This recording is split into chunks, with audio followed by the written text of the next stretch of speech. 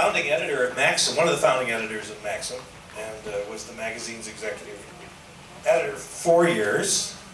And the two of you wrote and sold this originally to Touchstone, I think, and we can talk a little bit about that. You're currently the executive editor of Manhattan, described as an upstate, excuse me, I'm sorry, I'm from upstate, an upstart New York City lifestyle title that focuses on art, architecture, music, dining, That's right. things like that.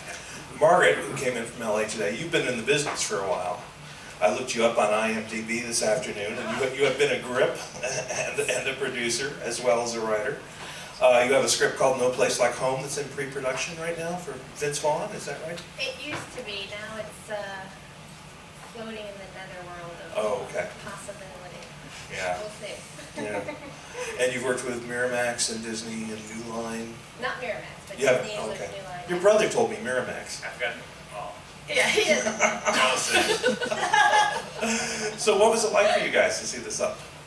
Pretty exciting. Yeah. Yeah, they You know, we did a wrote it great 4 job. years ago, so we've never seen it acted out. And you never think you will see it acted out, so it's pretty grateful. That's sad, but true. Yeah.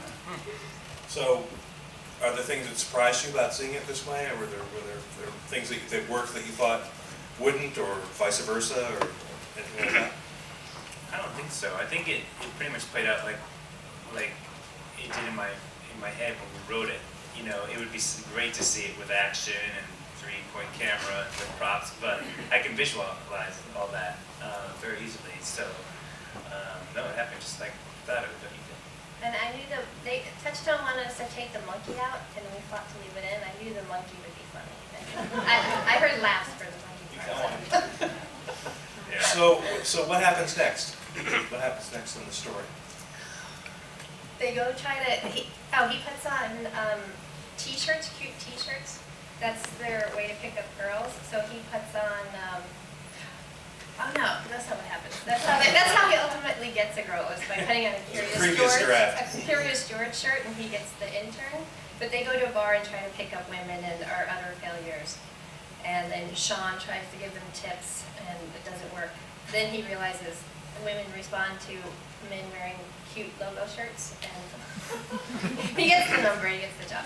Basically, he succumbs to Maxim's typical cheesy advice of how to meet women and gets the job. Is that how you got your job? No, I got it through nepotism. Works for me. Yeah. And then what happened? Then you sold it to Touchstone, and then what was the? We sold it to Touchstone, and then it happened very quickly. We were very excited, as you could imagine, because we had this 2-page treatment that I wrote as 14 pages. Margaret turned it into 2 pages. She had the agent, and he set up all these meetings, and these people bid on it. We sold it, and then Touchstone had us turn it around in about 2 weeks. So we wrote it really quickly. We were up at 4 in the morning, and then the Margaret's agent set up meetings at CBS, ABC, and Fox.